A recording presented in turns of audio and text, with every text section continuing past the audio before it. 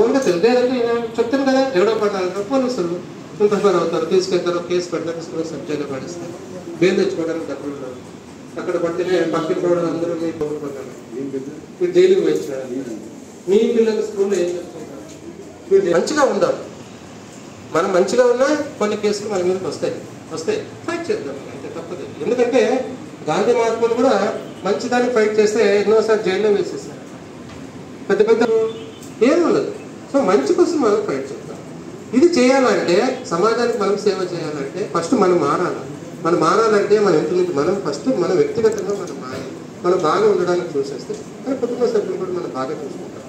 ఎన్ని చట్టాలు ఇవన్నీ కాదు, ఫస్ట్ మనం వ్యక్తిగతంగా మారితేనే సమాజం కూడా మంచి మార్పు వచ్చేసి మన దేశం కూడా ఇతర దేశాలతో పోలిస్తే మన దేశంలో మనకి చూడండి ఎంతో మంది మహనీయులు పుట్టిన దేశం ఇది. చాలా మంది తెలుసుకోవట్లేదు. దీనికి చాలా గొప్ప చరిత్ర ఉంది. భారతదేశం కంటే చాలా గొప్ప చరిత్ర ఉంది. ఇవన్నీ తెలుసుకున్నాము. కానీ ఇవన్నీ తెలుసుకోవడానికి ముందు మనం మారాలి, మనం బాగుండాలి, మన ఇంట్లో వాళ్ళని సుఖపెడతాము. మన ఇంట్లో వాళ్ళు మన గురించి బాధపడుకోకుండా ఎందుకు వచ్చినవారో ఇంటికి అని అనుకోకుండా, అయ్యో మా నాన్న వచ్చినాడు, నా భర్త వచ్చినాడు అని కూర్చోబెట్టి ఒక గ్లాస్ నీళ్ళు ఇచ్చి మాట్లాడి ఒక అట్మాస్ఫియర్ని మీరు ఇంట్లో క్రియేట్ చేస్తే ఆ పిల్లలు అప్పుడు బాగా చదువుకొని వాళ్ళ పుస్తకాలు పెన్నులు మంచి చెట్ల ఇచ్చి వాళ్ళు బాగా మాట్లాడి అవన్నీ చేస్తే వాళ్ళ ఉద్యోగాలు వచ్చి వాళ్ళు సెటిల్ అయిపోతే మీ జన్మకు ఒక సార్థకం ఉంటుంది. తర్వాత ఈ డ్రగ్ అబ్యూస్ కూడా మీరు చూసుకోండి. ఇంకొకసారి అదే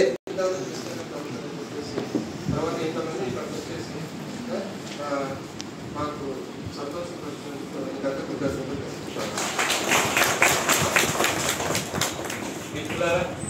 బాబు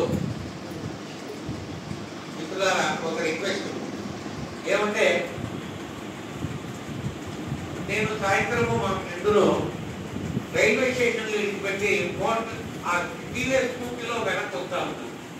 వెనక్కి వస్తే మా ఎస్ఐ గారు ఆడుంటే కార్ నిలబడ్డాడు. ఏమంటే ఊదు సార్ ఎందుకు ఊదలేదు, ఊదు సార్ నా నోట్లో నుంచి గాలి ఊదితే నేను ఆల్కహాల్ డ్రింక్ తీసుకుంటే దాంట్లో క్లీప్ వస్తారు. నాకు పక్కన పెట్టండి, నేను ఒకేలేంటే నాకేం కాదు, పక్కన పెట్టి నాకు చీటీ ఇస్తాడు. ముందు పోయి ట్రాఫిక్ పోలీస్ స్టేషన్లోనో లేకుండా మా సెక్రటరీ మ్యాజిస్ట్రేట్ గారి దగ్గర బయటకి ఇట్టారు. మిమ్మల్ని అయితే అక్కడ నిలబెట్టాడు, ఏమంటే ఊదు అంటాడు. నీకు ఒక రోజంతా ఆటో తోలితే వచ్చేది 1000 రూపాయలు అయితే, ఒక్కసారి నువ్వు డ్రంక్ అండ్ డ్రైవ్ కేసులో ఉంటే ఇక్కడికి వస్తే 1500 నుంచి పైకి అంతేగా నువ్వు 2 రోజులు కష్టపడినటువంటిది అనే డ్రంక్ అండ్ డ్రైవ్ అట్లా 3 సార్లు డ్రంక్ అండ్ డ్రైవ్ కేసులో దొరికితే నీ లైసెన్స్ క్యాన్సిల్ అయిపోతుంది. కాబట్టి అది కూడా దుష్పరిణామమే.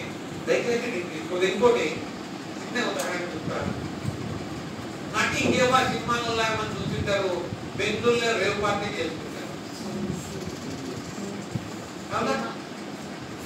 అయితే ఆ రేవ్ పార్టీ చేసేటువంటి పరిస్థితి అక్కడ ఉన్నటువంటి వాళ్ళకి తెలియదు.